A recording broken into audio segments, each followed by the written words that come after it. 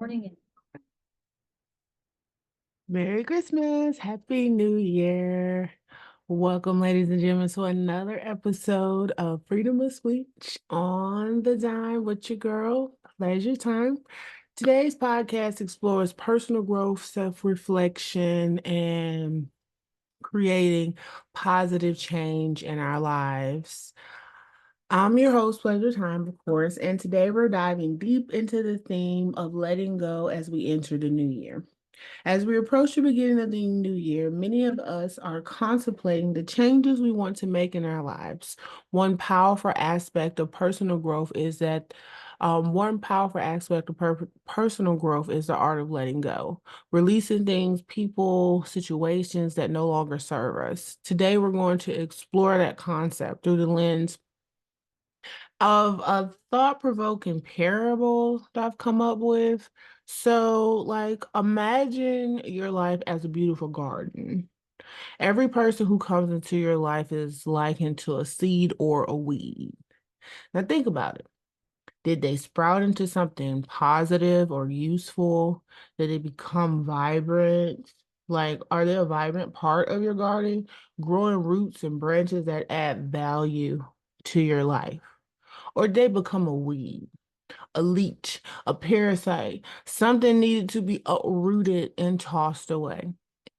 It's critical to evaluate the relationships and situations in our life. Consider the impact each person's has on our personal growth. Are they contributing? Are they making your life beautiful and rich? Are they doing anything in your life besides hindering your growth like a stubborn weed?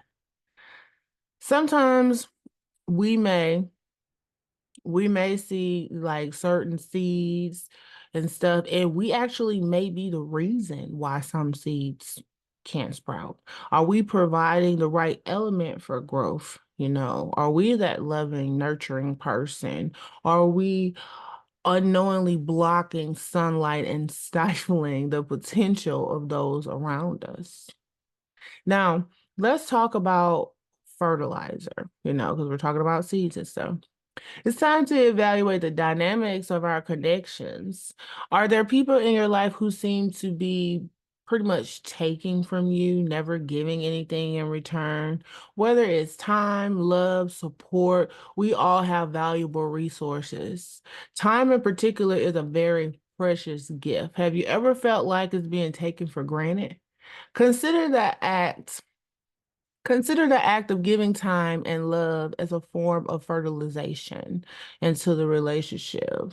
Metaphorically speaking, think about how many times you've invested into people, your energy, your emotions, especially, like I said, your time. Whether it be someone that you just met, you love, you're related to, just think about the people in general that you've come in contact with. You've had those people where you like, I think they just need a little motivation, or maybe they just need someone in their corner, maybe looking for a second chance, all of that nourishment just, pretty much to find out that it didn't do anything. I mean, it's a painful realization, to realize that you invested into a relationship that really isn't reciprocating the effort. Remember, not everyone in your life has that get over on you purpose or spirit. Not everyone in your life is out to get you. Some people genuinely care, giving without expecting anything in return.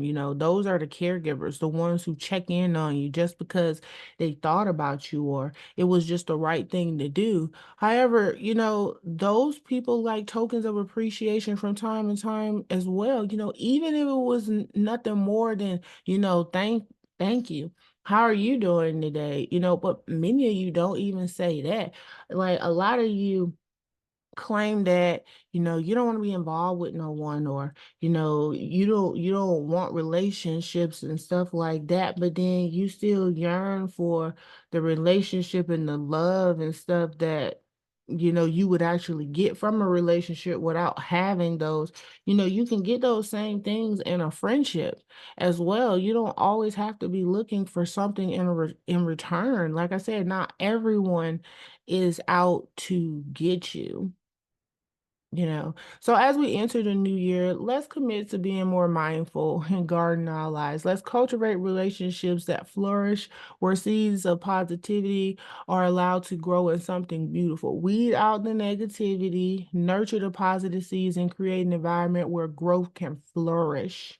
Remember, your time and love are valuable. Choose relationship that reciprocate the care you invest. Stop dealing with people that you just feel that you're just giving to all the time and they can't say thank you or they can't check on you when you're doing those same things. I mean, little tokens from here and there where you feel like every time you go, you're always bringing something and they never have nothing, in return, or they never have anything positive to say. It's always negative. Those are the people that you might need to reevaluate and pretty much remove from your life. Those are weeds. And when we encounter weeds, let's find the strength to uproot them. Make space for something new to grow, you know? Thank you for joining me today. As you know, we pretty much reflect on this journey of removing people and toxins away from our lives that really mean us no good. It is not a sign of weakness because you're letting go of something. A lot of people feel that it's a sign of weakness, and it doesn't matter who that person is or their position in your life. You do have the choice to remove anyone, any person, place, or thing that is toxic in your life. Remember, the letting go is not a sign of weakness, but a powerful act of self-love and growth. Okay, self-love and growth, because it took a lot of effort for you to even realize that, hey, this isn't serving me. And this suits for jobs too. A lot of you people are out there on jobs that you've been at that you are not growing. They don't see your potential. They don't value you. Leave. Find you something else. Maybe it was something, maybe it's a niche out there that you're really good at that you haven't applied yourself because you're scared. The time is over for being scared. You know what I'm saying? Self-love and growth. 2024 is knocking at your door. If you've enjoyed today's episode, please subscribe, share, leave a review. Until next time, embrace the possibilities of the new year and continue to live mindfully. Remember, you can't want more for others than they want for themselves. But there's no way that you could possibly share love to others if you don't love yourself. So take time out for yourself as we go into this new holiday season. Bye-bye.